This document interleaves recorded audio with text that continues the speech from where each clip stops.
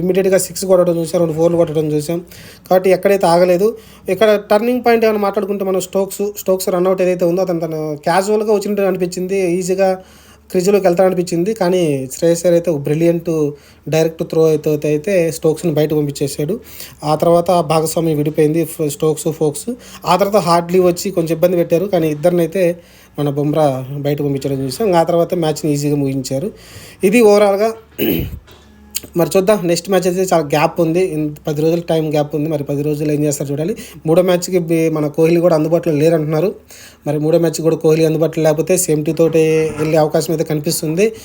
మ్యాచ్లో ఎలా అంటే ప్లేయర్స్ పెద్ద మార్పులే ఉండకపోవచ్చు. మరి ముఖేష్ కుమార్ ప్లేస్లో ఏమన్నా వేరే అవేష్ ఖాన్ లాంటి వాళ్ళు తీసుకొస్తారా, లేకుంటే వాషింగ్టన్ సుందర్ని ఎక్స్ట్రా స్పిన్నర్ని తీసుకొని అలానే ఆల్రౌండర్ కూడా పనికొస్తాడు కాబట్టి బ్యాటింగ్లో అతను ఆడిస్తారని చూద్దాం.